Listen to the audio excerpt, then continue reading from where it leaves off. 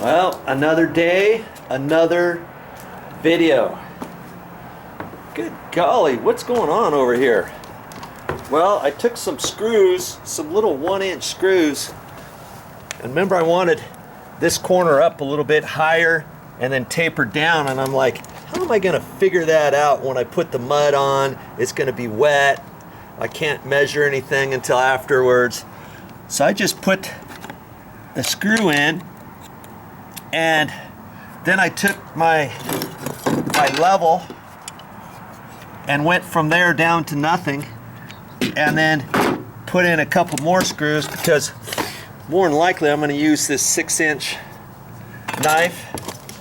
Now I also have another knife. I got a 10-inch knife. I could, after I put it on with the 6-inch knife, I could use that and bridge from screw to screw and then pull it over just a little bit because I've got to taper down to nothing here. So see, this blade's really not going to help me other than right there and right there.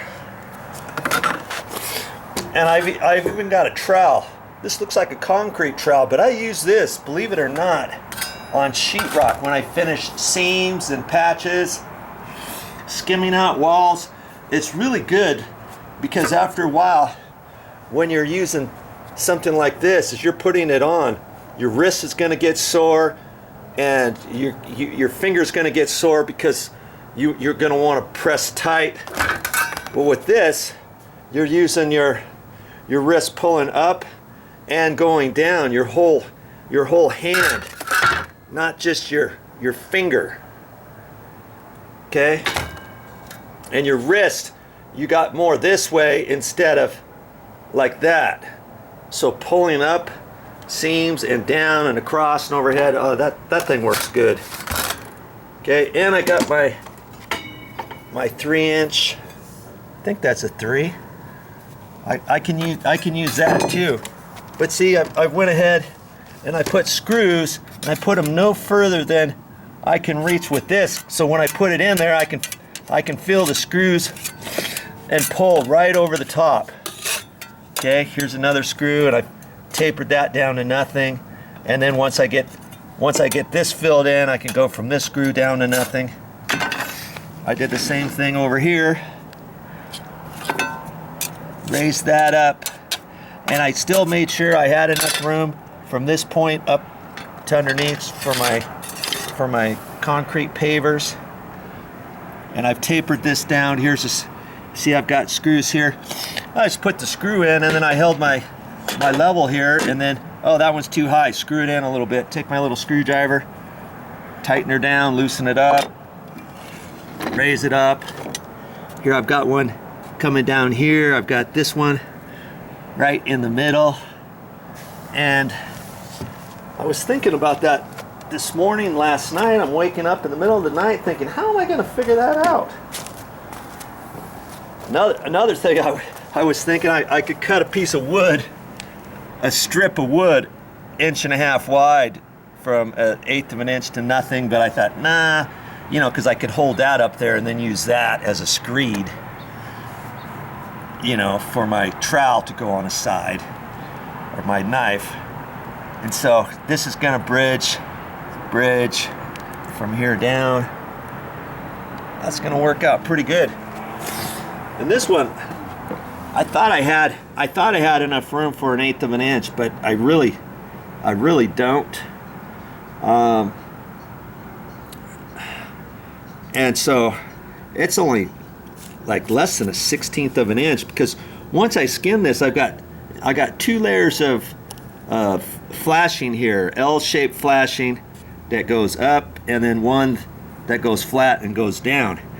Once you stack both of those on top of each other, and then put my roofing material on top of that with my webbing and stuff, and building it up, that's going to build it up almost, oh, I don't know, almost 1/8 of an inch. And so I don't have much room here, but I wanted to do just a tiny scotch down this way.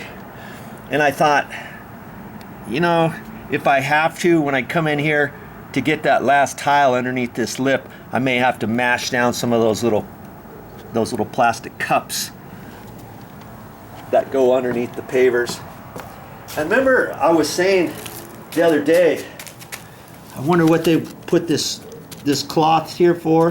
Well, that's to keep these from mashing down, and it also is there so that if you do decide to fill up any gaps with sand, the sand will just stop right to there. It won't go all the way down to here and run all out.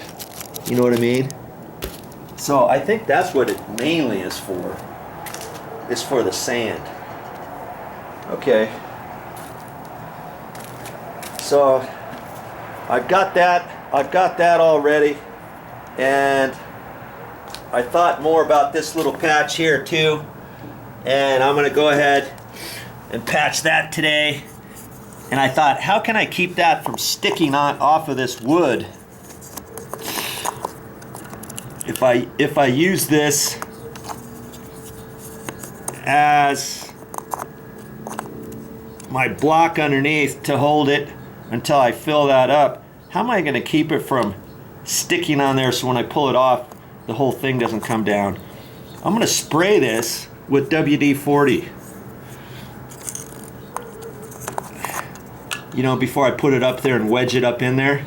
And then it should slip right off. I was thinking about putting a little piece of metal on there, you know, for my metal that I have, that channel track. I could cut a little piece, put that on here, lift that up, take this down, and then when it dries, you know, pry the little piece of metal off. But I think the wood thing will work. I just spray some WD-40 on there. Okay. Alright, so those are the types of things I'm going to do today. I'm just going to keep mixing up my Durham's Rock Hard water putty, and I'm not done with my patches here yet. I'm still going to do that, and I'm going to go ahead and skin this half-inch OSB plywood on the wall too, just to finish it off. That stuff's pretty old, and I want to have a fairly halfway decent surface on there when I wrap up my my roofing material up through there. Okay, so see how I cut this rubber? I cut it back about yay far so that when I do everything else, see, I'm going to pull this up, and I'm going to end up putting the webbing all the way, you know, for the angle here, all the way down here, and then when I get all the way done, I'll flop this back down like that, and then I'm going to do the webbing from here down on top of this too, and I'm going to come around the corner and go from here around there. And if water gets through here, then I'll have the other as a protectant to go underneath. Okay. It's like I say, it's a whole process to do this, but when I get done, this bad boy is not going to leak. And I'm hoping today too to patch all these all the way. I've got an idea on how not to get it all over the place. Plus I found a little bit of sand out in the backyard. This stuff is like silicone sand. It's really super tiny granules. But I have some backyard play sand too, and I'm going to put some in here, and I'm going to try out both of them. But I think the backyard play sand is going to be the ticket, because the sand grits are fairly, you know, they're not too big, but I think they're a little bit bigger than those granules of that silicone sand. And then it looks like they just mixed it in all the way. So I'm going to try a couple different techniques on the patching. I might even, the last little bit of skinning, I might put some on, and then I may even use my paint roller. Get this moist a little bit, and then on the last little go, do that and see if that kind of highlights the sand bits and stuff. Because if I use a putty knife, I'm afraid that I'm going to flatten it down too much.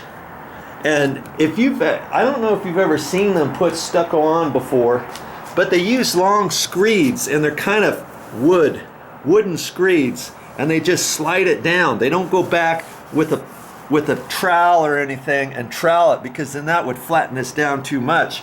So I may see if I can't get a little 1/2 inch OSB plywood or something and use that, put that on there and use it as a screed or something, the last little bit, you know, and see what that does.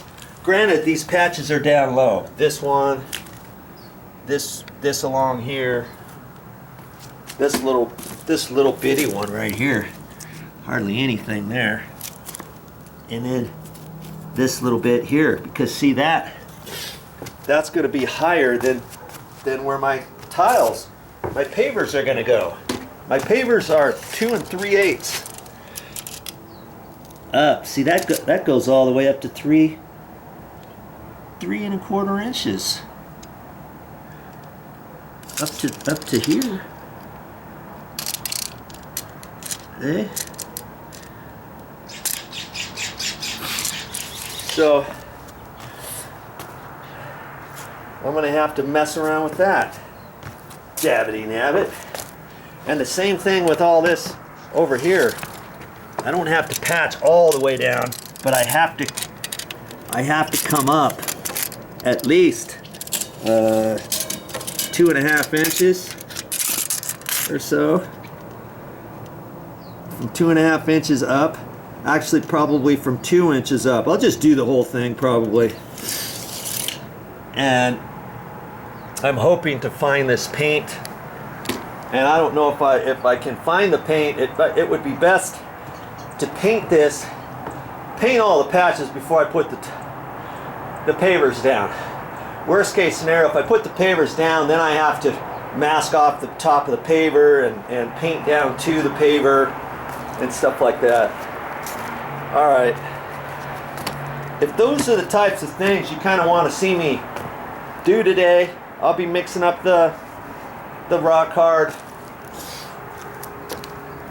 water putty again and floating these areas out. Stick around. Here's my sharp chisel. If you had to contour, you could use a sharp chisel the next day. Anywhere where you think is slightly high before you put any finish bits on it. Yeah, I got a little mark on my chisel. Not too bad though.